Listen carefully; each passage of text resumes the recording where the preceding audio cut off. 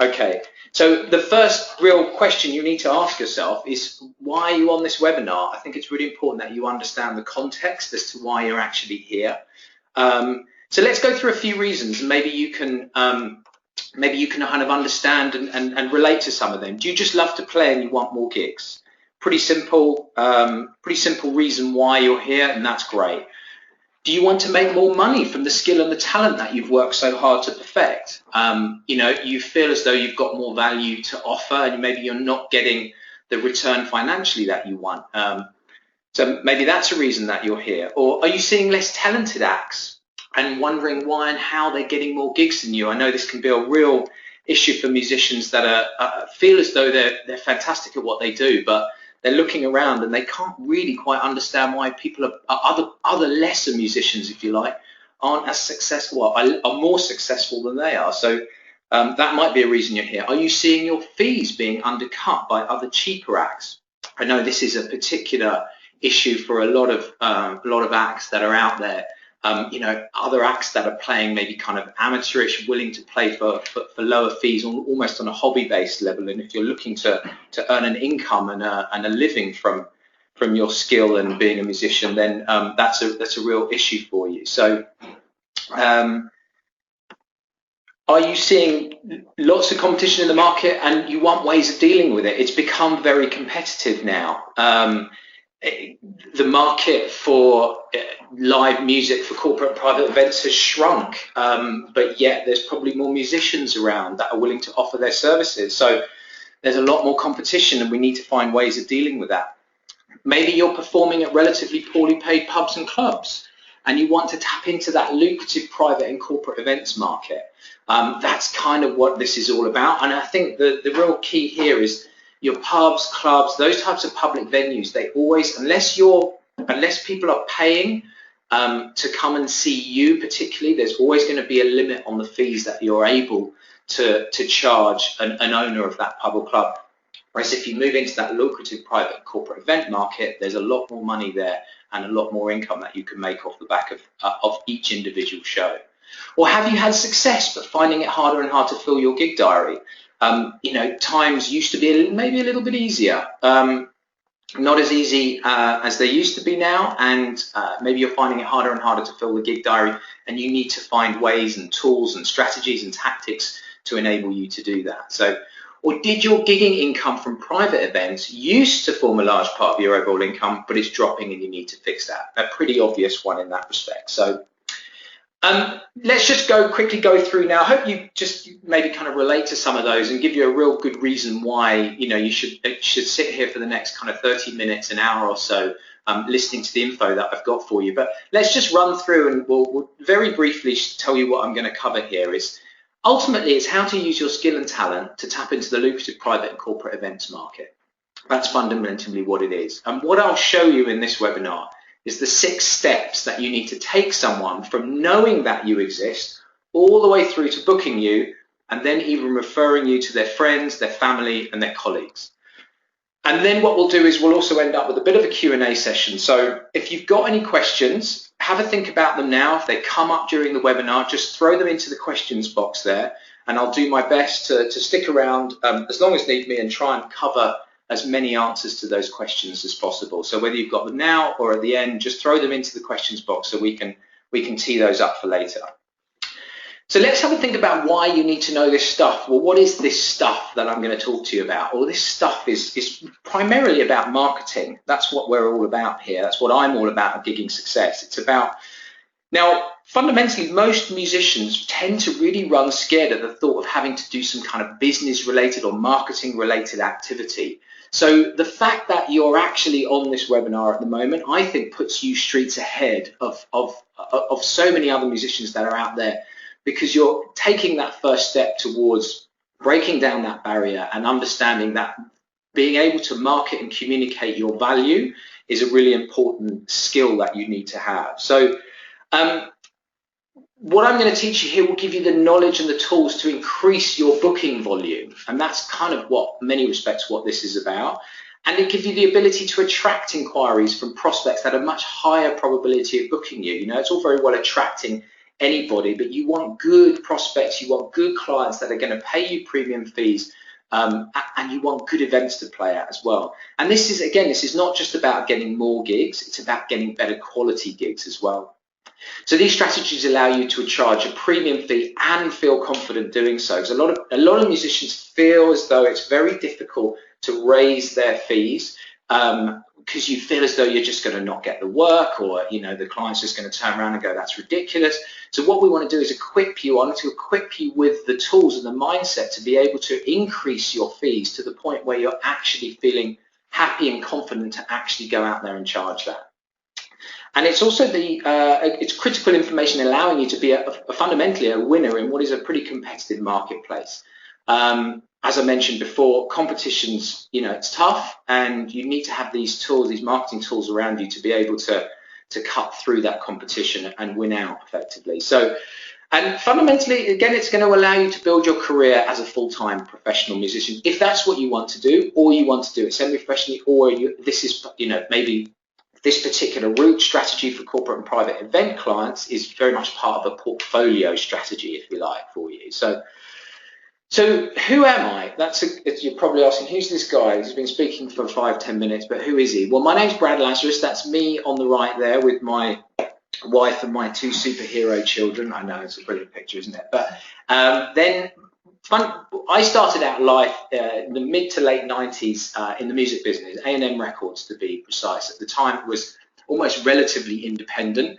I started out in the Post Room. The Post Room was a place where everybody in the music industry started out, and I worked my way up into the promotions department, where we looked after some big names. I was a TV plugger, effectively. I was the guy which was I took the record to the radio station and asked them to put it on the playlist, effectively. So we dealt with some big names, Sting, Sheryl Crow, Bryan Adams. A&M Records was a big label at the time, as it still is, to be honest. So that was, and then a few years down the line, I went independently and did the same thing that I was doing at A&M Records, but I was doing that independently as a TV plugger, and I was getting acts on Top of the Pops, on MTV Playlist, etc., etc. So quite, on the face of it, quite a glamorous looking job, bit of a thankless task, to be honest, but let's gloss over that. So about the early to kind of moving into the mid 2000s, I decided I went on my own and I set up LN2 Entertainment, which was effectively a management company, and I signed 2 acts to major labels. To cut a long story short, we didn't get them away, which is what you'd call in the music business for having a monumental failure. We didn't get them away. I managed to live off some of what were then quite significant advances that the record labels had given us, but I was looking for something else to do. And I was looking to take my business in a different direction, and I repositioned what was LN2 Entertainment, being a management company of acts that I signed to labels, to a management company of what were effectively professional function bands.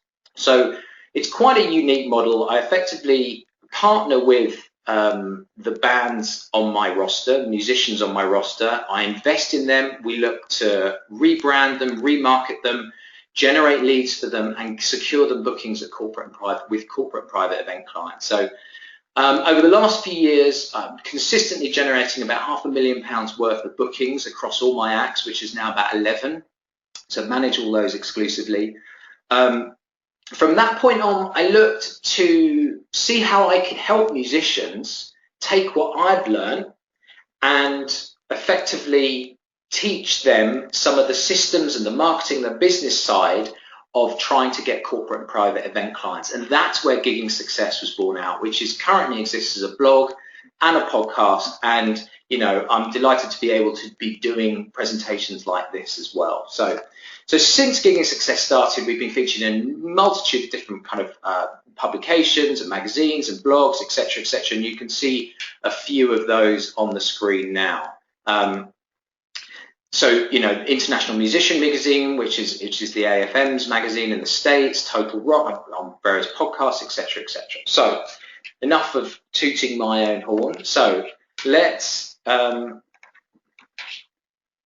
Just this way you can connect with me. I won't dwell on this, but go and have a look at the podcast at Gigging Success. You search that in iTunes. I'm on Facebook and Twitter, of course, as well. So maybe we can carry on the conversation after this on any of those platforms. So also stick around until the end, because I've got something, a free kind of action steps cheat sheet for you, which everything that I talk about now, the 6 steps, I want you to actually not just take this in as intellectual stimulation. I want you to actually action some of the stuff that I'm going to talk about. So to facilitate you doing that, I'm going to provide you with a free cheat sheet at the end, and there's also a little bonus for you as well, and I'll give you the URL that you can go and download that, but also stick around obviously because we've got the Q&A session as well. So let's talk about, sorry, just a quick drink of water there. Let's talk about a story which I want to tell you, which was about a guy called Jimmy. It was a pretty inspiring story that he had. Jimmy was a struggling musician who really managed to turn things around in a particularly big way, to be honest. That's Jimmy there with a microphone, not behind the trumpet. So in the early 2000s, as I mentioned before, I was recovering from the shock of being in the music business. And I was introduced to Jimmy by a mutual friend. Now, Jimmy was a fantastic singer, very similar to Sinatra in actual fact, although he gets very embarrassed by that particular comparison, being a huge fan of Sinatra's. But now after speaking with Jimmy, it really became very clear to me that he wanted to play a much bigger game. He was playing some of the, just, you know, he was in his band and he was playing some of the pubs and the clubs and some of the smaller kind of public venues that were out there. And he tasted that kind of sweet success that the private and corporate event market could offer. He was getting better. He'd be basically being booked by a couple of people that saw him at the pubs. He tasted that success in the form of better fees, better conditions in terms of the performance. He was performing to guests who want to actually have a great time. Oh, I think we've lost a bit of audio here. Quality of the mic has nosedived. Ah, dear. Okay, I'm going to carry on. Sound's gone. Getting along, we can't hear you properly. Okay, no, I think we might have a bit. We're going to try and soldier on.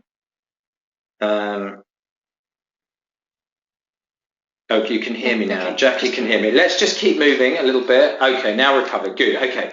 So as I was going through the reasons why Jimmy was why he wanted to play that bigger game in that corporate and private event market, the conditions of the performance were better. He was performing to guests that were there to have a great time. They were almost like a ready-made good crowd.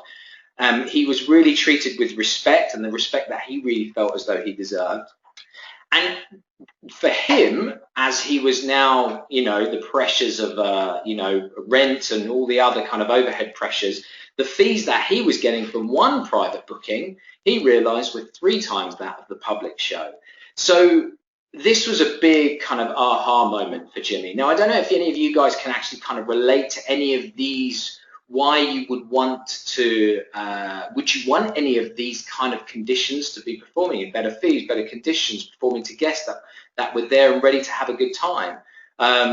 So there was very good reason for Jimmy wanting to kind of pursue this bigger game, if you like. So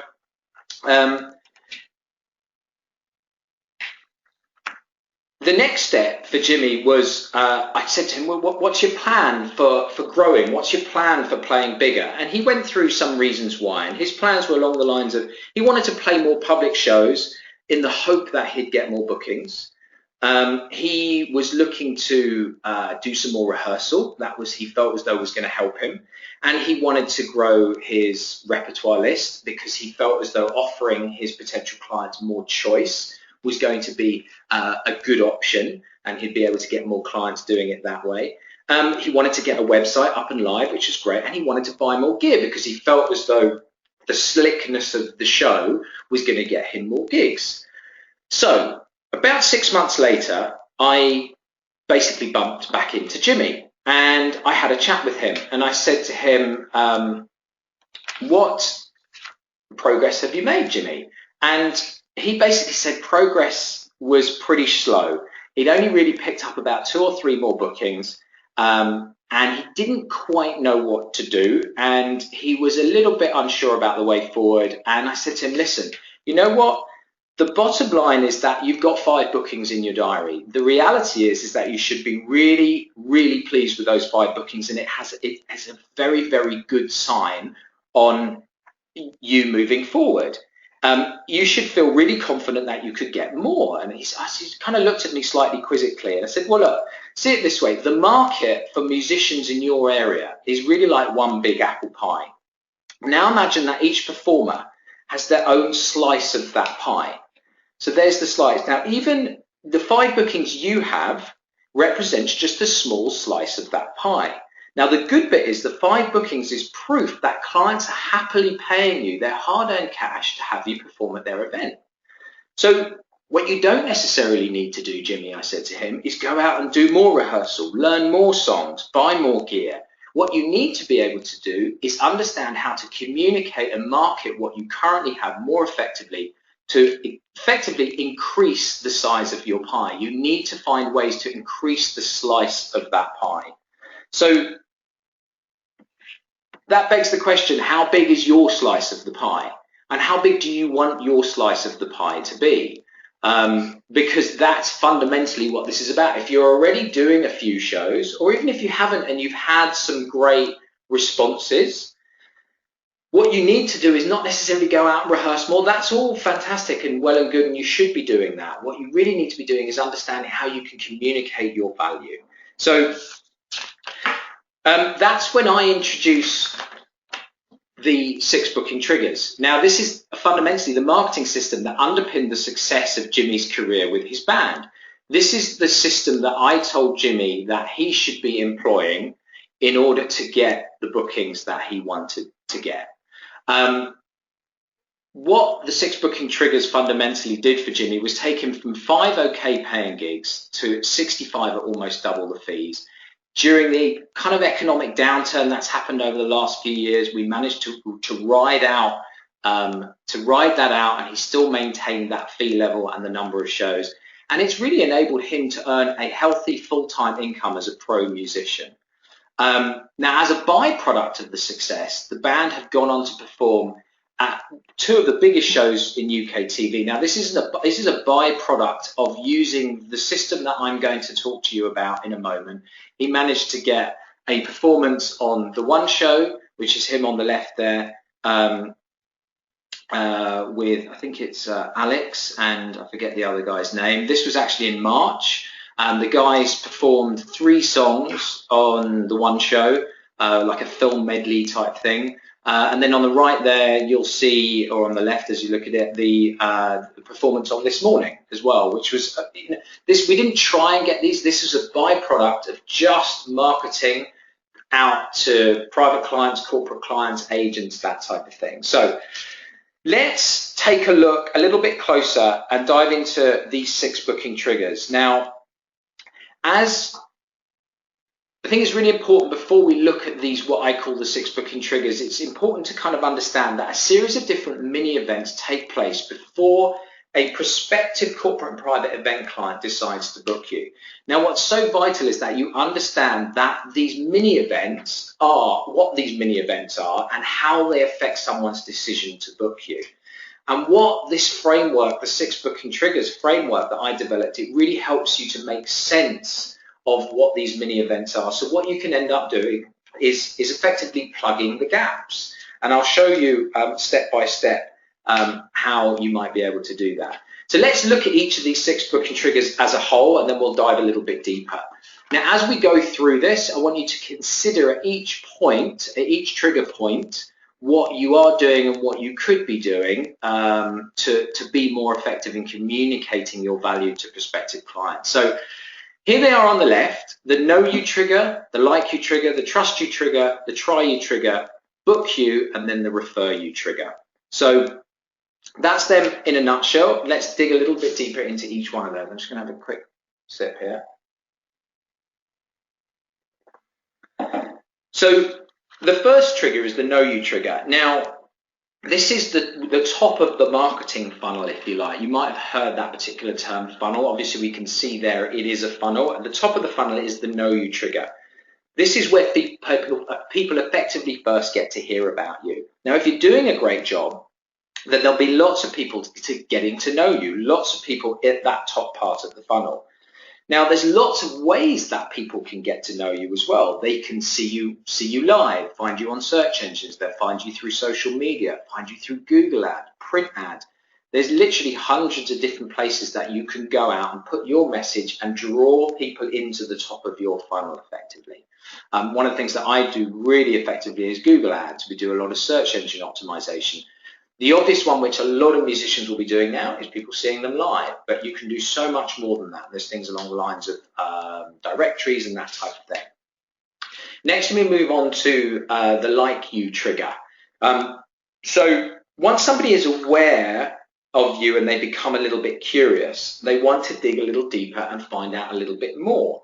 Now, this is typically where they'll make an inquiry either by phone or by email and request some further information from you. So this turns them from being what I call a suspect, somebody who's just, they're kind of lurking around and they're seeing whether it is that you are something that you are an act that they might want to invest a little bit of time in, or might want to have you at their event, but they turn you from a suspect into a prospect. They make themselves known effectively. So they become a new lead.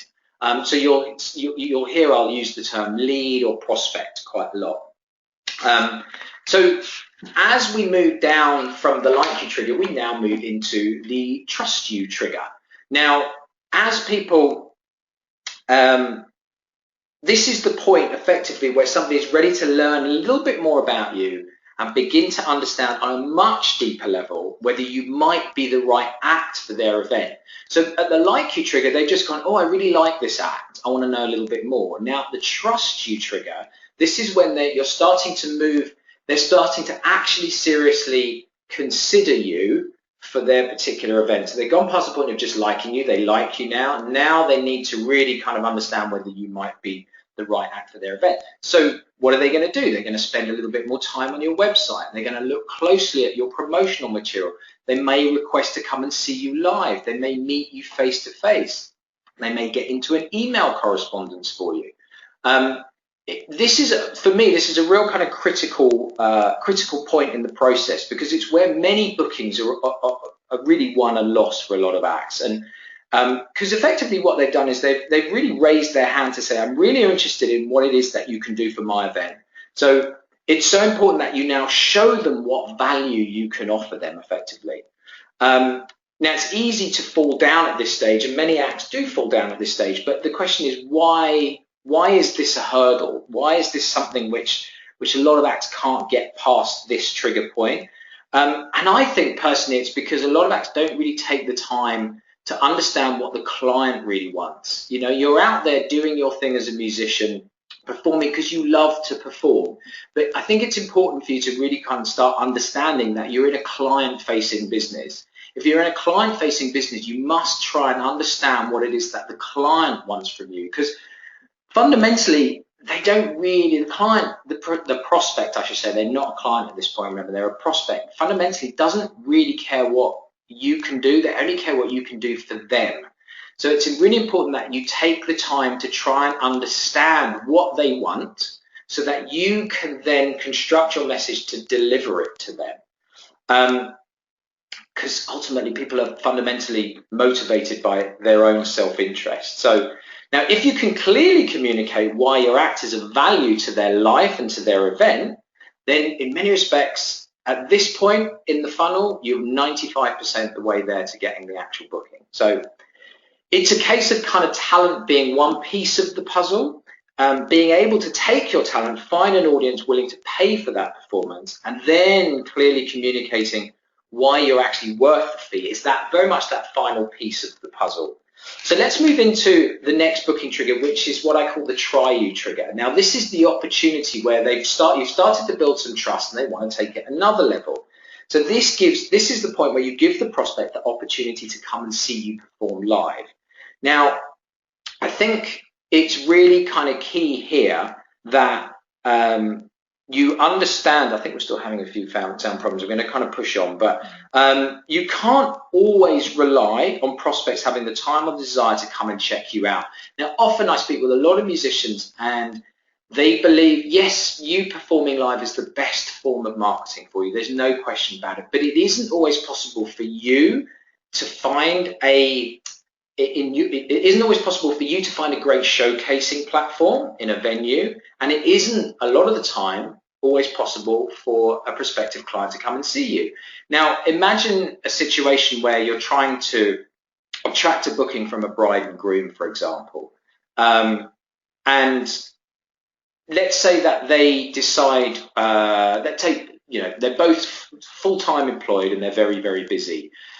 The chances of them being able to come out on a Thursday night at 6:30, 7 o'clock to come and see you are generally quite similar. A lot will want to do that, but a lot won't want to do that. Now, you need to be able to give them the tools to be able to experience you and understand what value you offer, experience your performance without actually going to go and see you. So that's the kind of mindset that I believe you need to have. Now, how can you do that? Well, you can do that through things like promotional show reels, video testimonials, Q&A videos, success stories and case study videos. Now, these are the types of things that really 95% of acts that are out there in your competition are not doing. This is where you can really, really steal a march. You know, let's look at Q&A videos. How would you create a Q&A video, for example? And in my cheat sheet, which I mentioned at the beginning, I'll talk you through various different ways of doing this in a little bit more detail.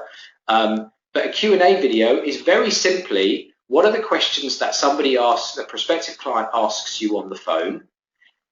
Turn your iPhone on, record yourself giving the answers. That's it. So at 10 o'clock at night, when Jimmy and Jane, the bride and groom, are doing their wedding music stuff, and they can't pick up the phone and ask a question that they want an answer to, you've given them the answer in your Q&A video on your website. That's a really, really powerful thing. And if you do these types of small things, that's the type of thing that you can kind of steal a march on your competition. So next up, we look at the book you trigger. I think we're having serious problems with sound. Okay, I'll just have to come in again. That's fine. I think it's a connection thing. So anyway, look, I'm going to kind of push on and go right to the end. Oh, that's a shame. Yeah.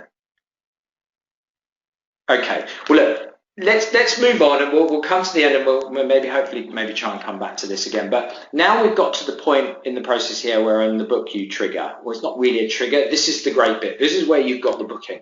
It doesn't stop there.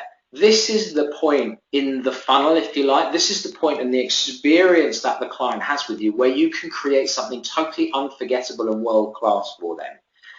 That experience that you offer your client should compel them to refer you.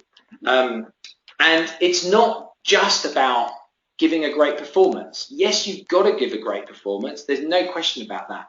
But think it through.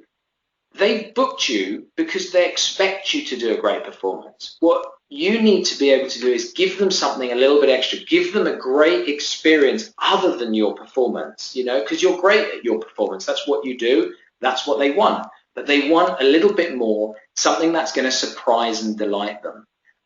This surprise and delight really will make you referable. It really kind of takes you to the next level. And if you think about as a wedding client, for example, you think they may have 10 suppliers. If you do certain things like send a welcome pack, send a thank you card, send a congratulations card, you can do this before the wedding. You can do maybe something on the day. You can give them a present or something along those, something which takes you beyond where you're beyond the point of just delivering. You want to over deliver effectively. You want to surprise and delight them. And in the cheat sheet, which I'm offering you towards the end, I've got the cover letter for the welcome pack that we use to send out to clients, and they absolutely love that, because in that, for example, we send a CD, we send a letter which welcomes them almost to the family, and we send some love heart sweets as well, so they really feel like they're being valued by us as a client. I think that's a really, really important thing. So The next trigger and the final trigger is what I call the refer you trigger. And it pretty much does what it says. But fundamentally, did you create that world-class experience for your client? If you did, then you've turned them very much into your own personal sales machine. People love to recommend stuff. They just love to kind of be seen as this this person that kind of knows great suppliers, and they love to they just love to be able to recommend. It's in our human nature, and it really is the best form of marketing, this whole referral and word of mouth marketing. And the way that you're able to do that, yes, is by putting on a great performance, but you want to surprise and delight people so they'll talk about you. You are out of the 10 suppliers for their particular event. You were the one that over-delivered, surprised and delighted them, and they're the ones, you're going to be the ones that they end up talking about and referring you as and when they need to. So there we've got the 6 booking triggers. Next steps, really, your action steps fundamentally are not just to go, oh, that was interesting, Brad, thank you. It's to actually take some action on that and actually do something about it. And what I've provided you here is what I call the 6 booking triggers action steps. You can go to giggingsuccess.com/ISM, and you can download the 6 booking triggers action steps, and for a limited 24-hour period, so by this time, by 2 o'clock tomorrow, I'm going to lose the bonus, and the bonus is the welcome pack template, which I mentioned before, where you can surprise and delight your client by offering them once they've booked, you offer them a welcome pack, and that really kind of takes you to the next level and shows how much you value them as a client. So as a bonus, for those who take some action in the next 24 hours, you'll get that as a bonus. But that 6 booking triggers action steps will be up for time to come at giggingsuccess.com/ISM. So before we do a bit of a Q&A, I just want to really you to stop and think for a moment. What are you doing at each trigger point that is helping your prospect to understand why and how you're the right act for their event? Now, I've literally just gone very top level through all of it. You'll get an opportunity to rewatch this again. Depending on the sound, I might kind of come back and do it again. We'll see how that goes. But you really need to be thinking about how you can fill some of those gaps in. So that's fundamentally where we're at. So we're going to move into a bit of a Q&A session. I know we've had a few issues with kind of sound and what have you, which is a bit of a shame. These things do happen with some new software. So let's just have a look at some of the questions here. This is really good even with the sound prompts. Thank you, Richard. I appreciate that. Thank you. Let's have a little look back up now if there's all those people that have come in. Yeah, that have come in. Okay. Joe Howard, hi Brad. There are many places online to advertise. Which ones do you recommend? Whoa, Joe, we could spend a whole evening talking about that. Actually, probably 24 hours to be honest. My favorite place online is Google AdWords, because people talk about Facebook ads. What I'm talking about is Google ads. Just briefly, the Google ads are the ads which come at the top and to the right of the search results. The reason that I love Google ads is because they scratch somebody's itch. If somebody's looking for something, they go onto Google, they type in string quartet for wedding, and you can put your ad right in front of a very, very focused and targeted prospective client. And that, for me, I mean, in my main business, LM2 Entertainment, where I'm marketing and promoting cover bands, 50% of our monthly business comes in through Google AdWords. So it's huge in that sense. People talk a lot about Facebook ads, and you can make Facebook ads work, but it's a little bit harder because people aren't on Facebook to scratch an itch. They're on Facebook to fundamentally be social. So you have to work a little bit harder to get their attention.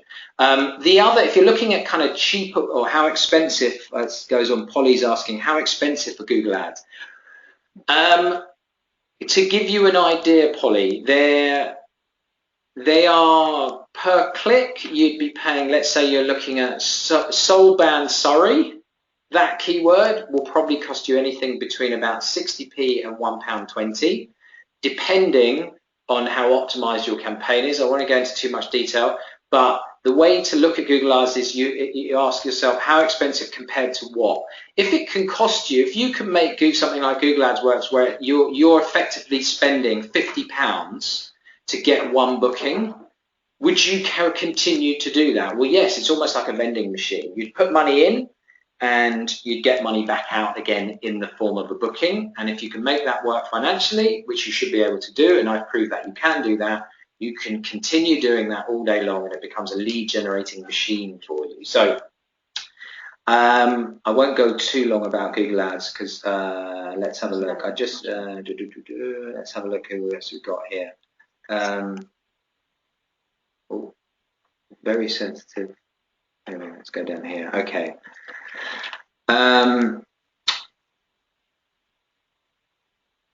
How to start the first gig. It's always a difficult start. I'm not quite sure what. Oh, it's jumping around here. How to start the first gig. Well, hang on. Let's go on to another one. What kind of places would you recommend for a flute trio to go and play at to be seen? It's very difficult question, Joe. Thank you for the question, but it's a really difficult question for me to answer. You're going into kind of quite specifics of your particular marketplace. I think you need to kind of maybe think on a higher level in terms of what are you trying to achieve? Why do you want to be seen? For what reason? Do you want to be seen because you want to be booked for people's weddings? Do you want to be seen because you want to be booked for a corporate event? I think if you want to go and being seen in those types of environments is great. What I would suggest you do is go and record yourself in the environment or at an event of the types of clients that you want to be booked for. That then puts in the prospective client's head, they can see you, they very clearly can picture you in the environment that you want to then be booked for in the future. So I hope that's of some help.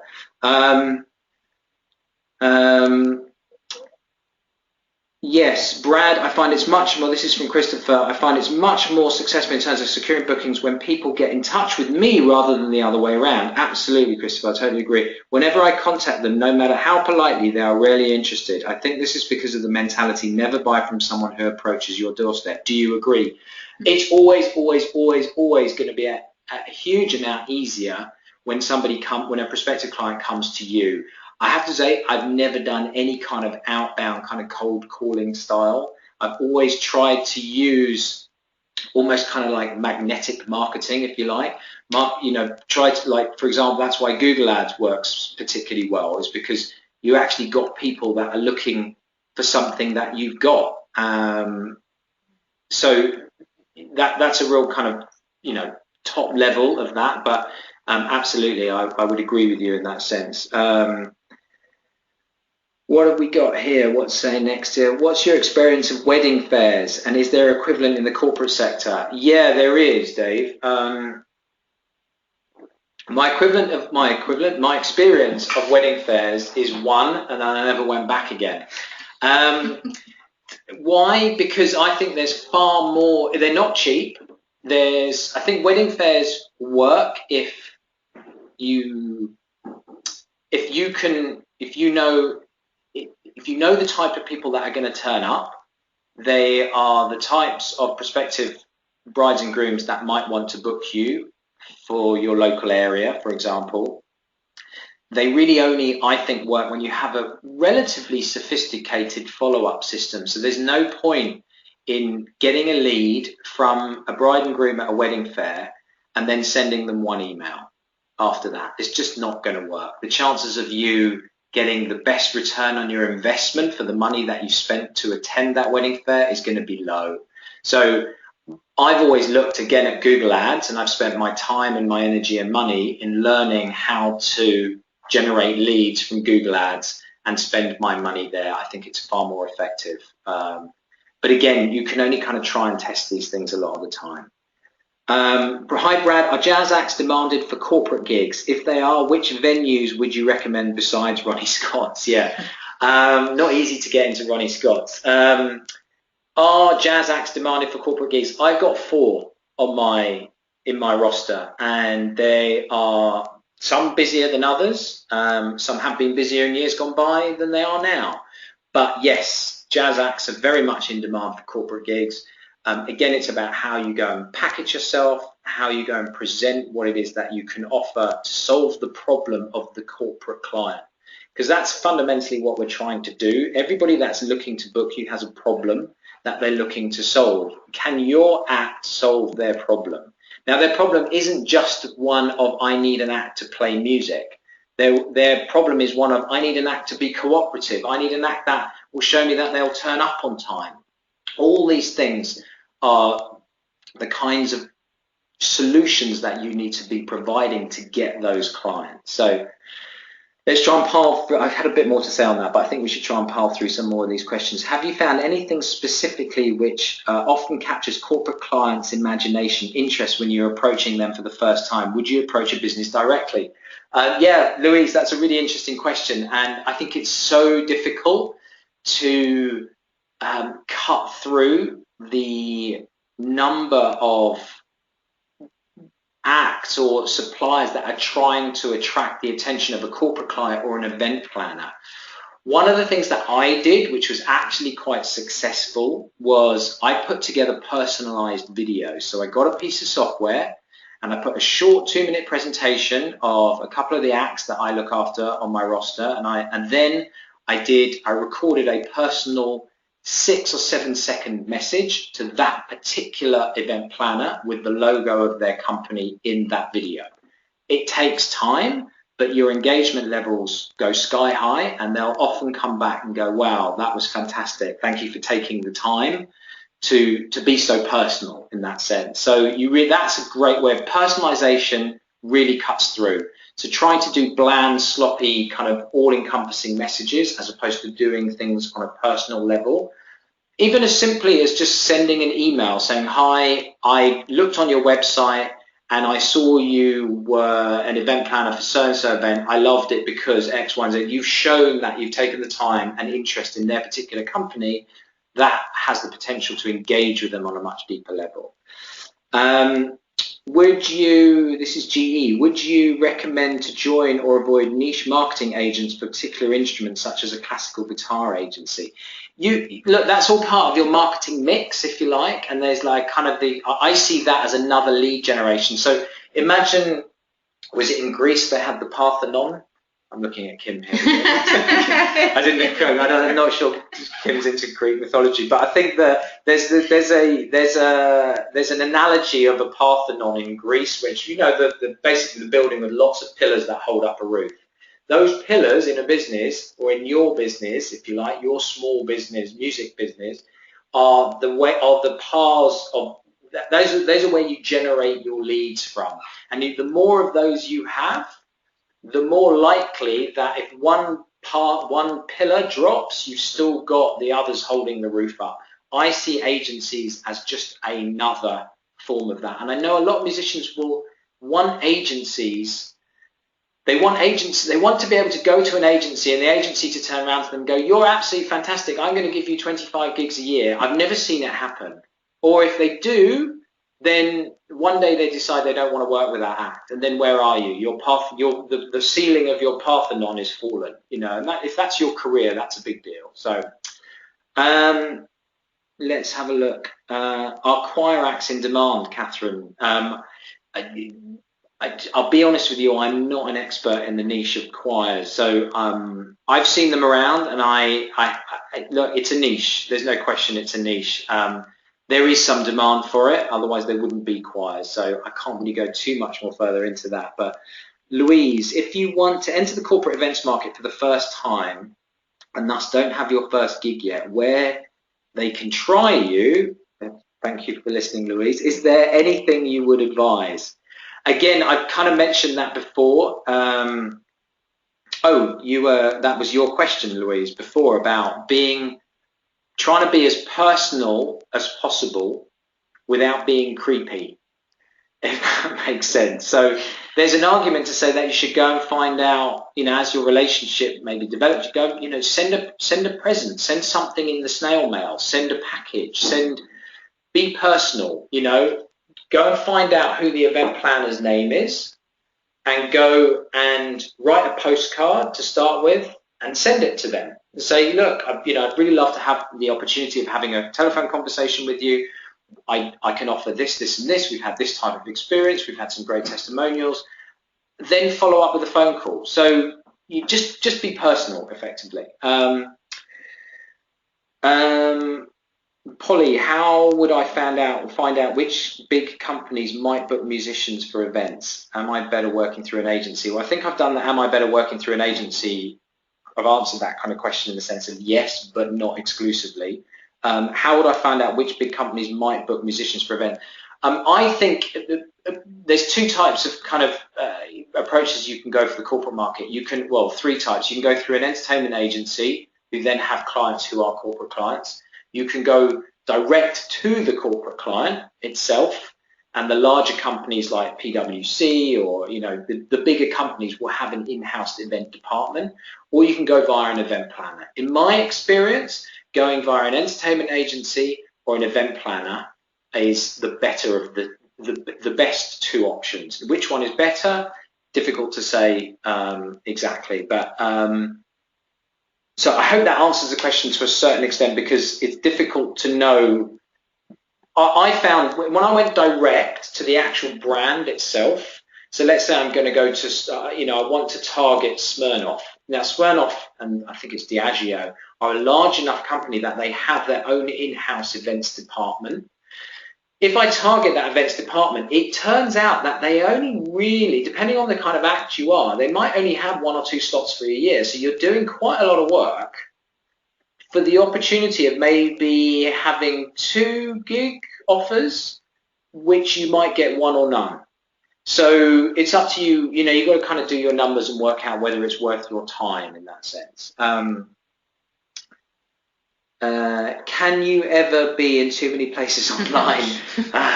Yeah, well, if you know what, Ruth, if you were, it'd be a lovely problem to have, because you can just turn those off. So I wouldn't worry about that too much at the moment. Are there any agencies you can remember for corporate event bookings? Joe, it's a difficult one. Yes, there are lots of them out there. I'm going to leave you to kind of do your own research on that. I think before you start targeting all those agencies, understand what it is that you're going to target them with and how you're going to do it in that sense. Thank you, Polly. This webinar has been great. I'll definitely bookmark your site. Very best. Thank you. Are hotels, GE again, are hotels and other function buildings likely to have event people? Yes, they do. They have. It's a good question. They have in-house event coordinators.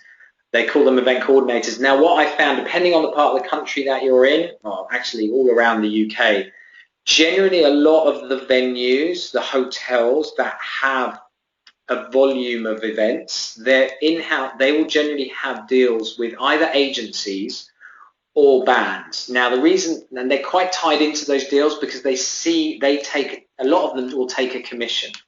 So any booking that you so let's say it's an entertainment agency and they're going to XYZ Country House, and they've got that partnership. So the entertainment agency are a preferred supplier of XYZ Country House. If I book, if the entertainment agency will have to pay XYZ Country House a 10% commission on any act that they book for that particular venue, which can make it difficult for you to get in with that particular venue. It's not impossible, but it can make it quite tricky. But the best thing to do is pick, in my view, you pick in your local area, pick 5 venues that you know are putting on events that you would be able to perform at, or where there would be clients that would want to book you for, and go and focus your time and energy targeting them. Go and send them something in the mail, go and knock on their door, go and speak to them, try and build a relationship with them. I think, let's have a look if there's any that we've missed here. Yeah, we've gone still jumping around here. Let's have another look. There's one here about which slightly scared me about a Baroque, which is maybe why I subconsciously went over it. Let me do that. No, it didn't work. Let's have a look here. One sec. Where was it? I have a Baroque period chamber ensemble that's looking to enhance its gig diary with some corporate gig. Can you recommend a good place to start, please? Yeah, I mean, Sophie, it's a question that I could spend hours answering here. I mean, I think the first point is first off, before you work, go and understand where you want to go, and is there a market for what it is that you've got? Go and the way to go and do that is to go online, have a look, do a search, put yourself in, camp out in the mind of a prospective client, put yourself in their mindset, and go and do a search online on Google for what they might search for, and see what kind of competition are out there. See if there's other competition out there, particularly if they're doing Google ads. If people are doing Google ads, then there is definitely a market for what you've got. Most people run scared of competition. If you actually think about the fact there is competition in your marketplace is a good thing. That means that there are people getting bookings and earning an income from what it is that you can offer. So you should really kind of embrace that. So I think that's your first starting point, and almost go and reverse engineer maybe what they're doing. Go and do a bit of mystery shopping, and go and ask for a quote, for example, see what they're actually putting out there, and that will start to kind of open your thinking up a little bit. So let's see if there's anything else here before we wrap up. Well, there's so many amazing questions. Thank you so much. I'd love to thank everybody on the webinar. Again, it's been it's exhilarating when you get this kind of reaction coming through. I think we're kind of done. I think we're done. So again, is everybody okay? You're still all here. You all want more. But look, again, if you want more information, gigandsuccess.com/ISM. There's loads of information on there, and come and connect with me on gigandsuccess.com. But it's been great. Thank you very much to everyone.